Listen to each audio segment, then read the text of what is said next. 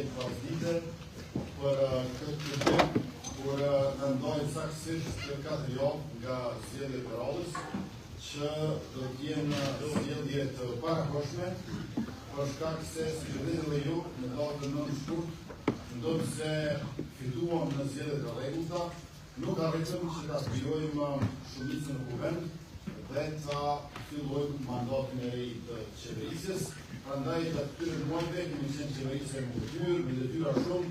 të zëtë kemi kryer mirë në barë me krejt çfarë kemi mund dhe ditur, dhe ja ku jemi tash vetëm 3 javë para fillimit të shkallës, atëherë kur Shqiptarët e Republikës Kosovës do ndodhin në kampanjën zgjedhore, ashtu që me datën 28 dhjetor, me votë të lirë dhe me votë e cila është e ndershme, anën banë komunave të Kosovës për të në gratë të përcaktohet 4 vjeçari i ardhshëm. Unë falenderoj shumë për mbështetjen, kontributin dhe për gradin që na keni dhënë për shumë vite, dhe po ashtu e falenderoj ambasadorin tonë, profesion Mita Luci, për punën e saj të fuqishme që po e bën këtu, edhe për Republikën e Kosovës, po edhe për juve si bashkëtorë, si dhe qendrën e vendosjes, Kaltrinën, gjithë ekipin përheqës dhe Flora Haxhi Mehmetin, e cila përveç sekretare qendrës ka qenë edhe sekretare e përgjithshme në Drejtësinë e vendosjes. Faleminderit që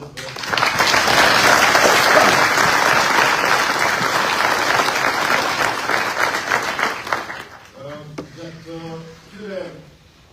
nuk mund themi më 4 vite, do të themi 4-5 viteve të fundit, rritja ekonomike në Kosovë ka qenë mesatarisht 6%, asnjëherë nuk kemi rënë në 4%, dhe ka që në termiorin e dytë, si vjet rritja ekonomike është 4,58% të produktit vendor. Me fjalë tjera, pavarësisht polemikave politike, pavarësisht asaj që është bërë si krizë institucionale, ekonomia nuk ka rënë asnjëherë, kundazi ajo është rritur, dhe në fakt kjo tregon që ka një dimension artificial të problemit në Kosovë, e që shprehet më shumë më shpesh prej atyre të cilët i kanë humbur privilegjet që i ka pasur dikur në të kaluar. Me fjalë tjera,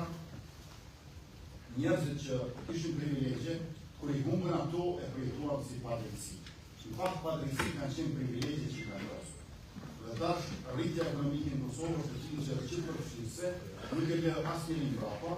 dhe nuk e ndikohet të gjithë shpëtave padrejtë.